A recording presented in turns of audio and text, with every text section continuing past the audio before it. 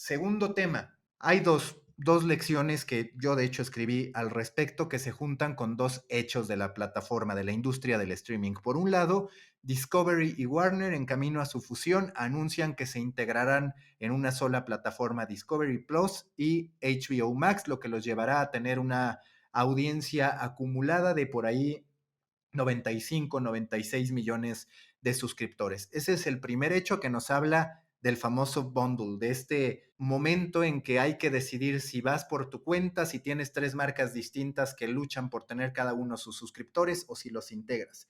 Y el segundo punto también es que estamos hablando de la primera ocasión en que Netflix deja entreabierta la posibilidad de sí habilitar algún esquema publicitario que ya sea reduzca el costo para suscriptores o bien que incluso haya una oferta gratuita que se fundamente en la publicidad. Me parece que los dos anuncios, uno es un anuncio definitivo, el otro es un no lo descartamos, nunca digas nunca, que eso jamás había pasado en Netflix. Así que, ¿qué reflexiones les deja esto? Martelli, ¿es necesario fusionarnos? ¿Es necesario hablar de una convergencia en algún punto de medios de comunicación? ¿O seguiremos por esta vía propia de decir yo tengo estos suscriptores, yo tengo estos otros, yo tengo estos otros, y hablar de una especie de guerra que al final no es guerra? Porque yo lo decía, hoy gigantes en materia de suscripciones, pues casi casi podríamos hablar del New York Times, y a muy lejana distancia, 7 millones de distancia,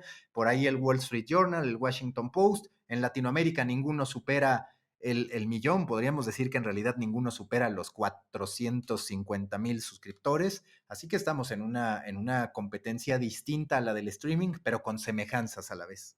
Sí, creo que la industria del streaming viene trayendo del precio de Netflix para acá y del éxito, si querés, de Netflix como casa productora de contenidos, adelantando el reloj en algunas cuestiones que hacen a la suscripción para medios y es un buen espejo a mirarse. Lo que mencionabas de la fusión, en el caso de Discovery y de Discovery Plus y de HBO, creo que lo hablábamos la semana pasada relacionada también, creo que lo mencionábamos por el tema CNN, ¿no?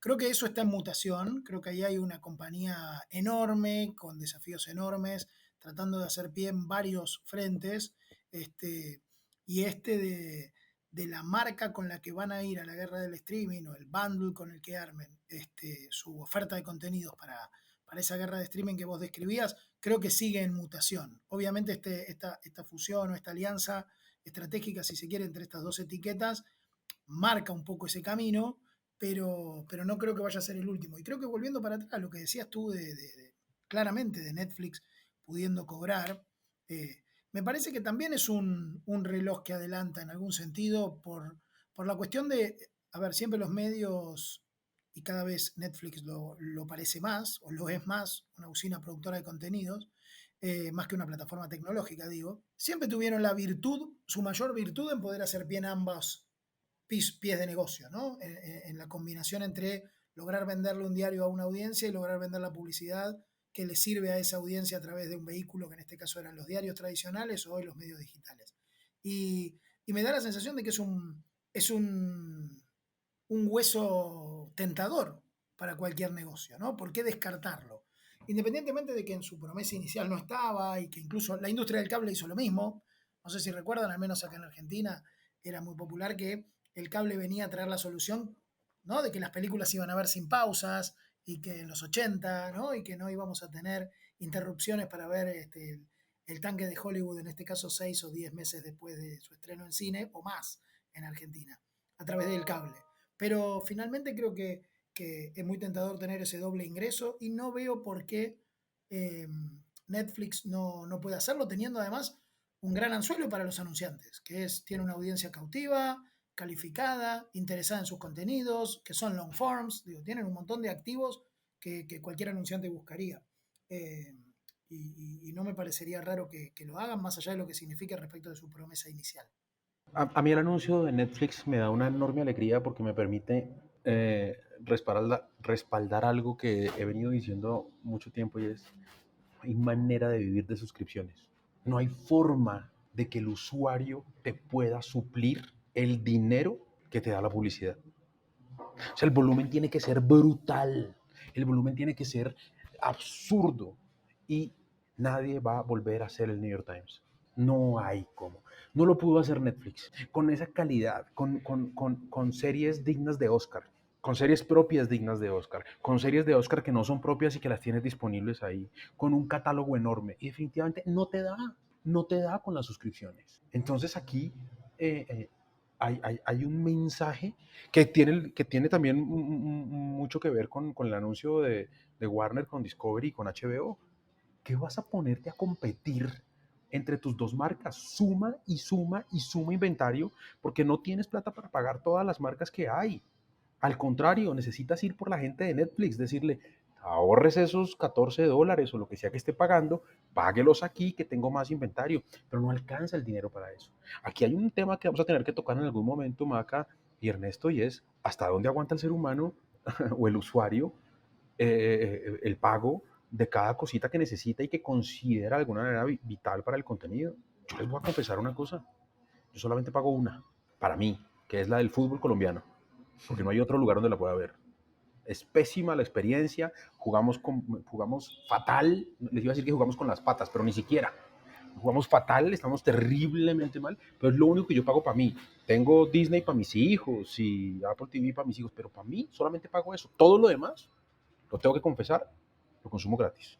Sí, sí. Yo soy el otro lado de la moneda. La verdad es que yo sí pago bastantes suscripciones a plataformas de streaming porque tengo FOMO de perderme algo importante, a medios de comunicación, a veces también porque tengo que hablar de esos temas que no están más que detrás de un muro. Entonces ya empieza a ser una inversión considerable para mí. Y a ver, ese es el principal punto de dolor. Pero hay más. No es cómodo tener que estar navegando entre plataformas tampoco. Hay una pequeña molestia de decir, ahora me tengo que acordar de dónde estaba esta serie. Cada vez es más común que entre amigos platicas y dices, oye, ¿dónde estaba esta serie? Y si no es de las top plataformas, no te acuerdas de dónde estaba esa serie. O dices, creo que estaba en tal. Y después, cuando intentas acordarte, ya se te olvidó en qué plataforma te dijeron que estaba o exactamente cómo se llamaba. Entonces, yo sí percibo que eso, pues, tendrá que cambiar y que es cierto que yo creo que ni la publicidad puede sustentar un modelo sano de medios de comunicación, ni las suscripciones tampoco.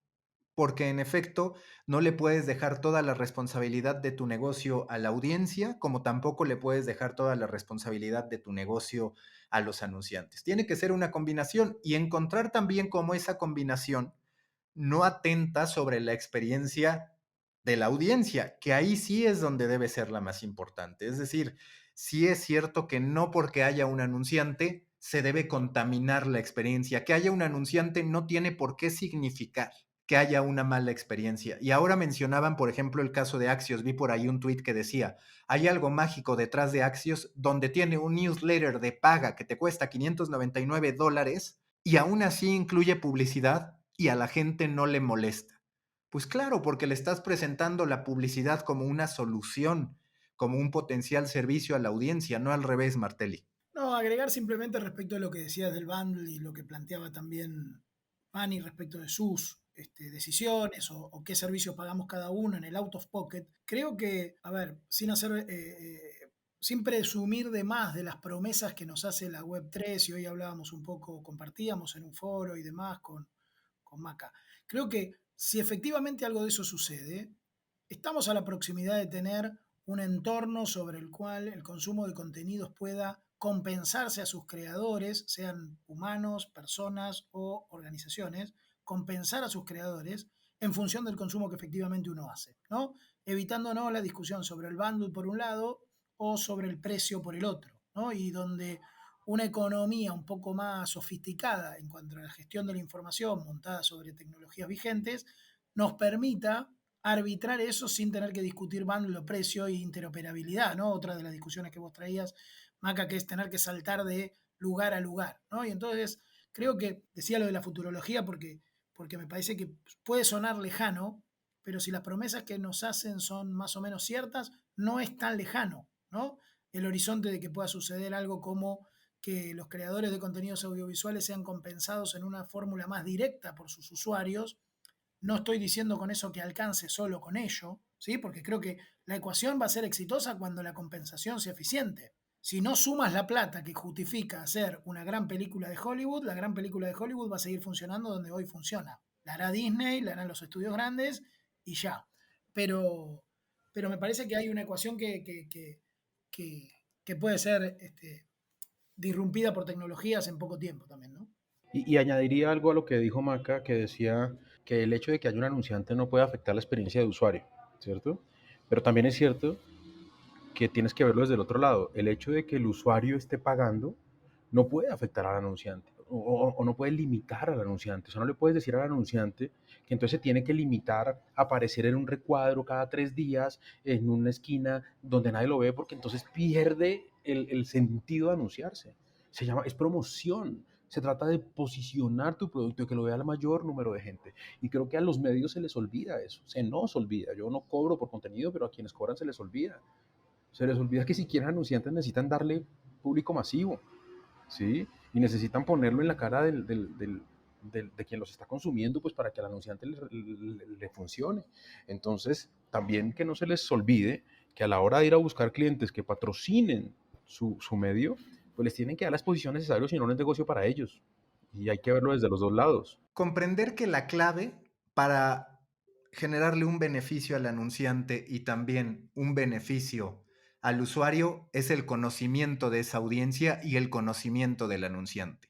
Si tú tienes perfectamente claro como Axios que tienes a una audiencia capaz de pagar $600 por un medio de comunicación por información especializada de una o varias industrias, entonces tienes ahí a una audiencia que puedes perfilar perfectamente con un anunciante que te va a pagar a tarifas premium con tal de llegar a esa audiencia.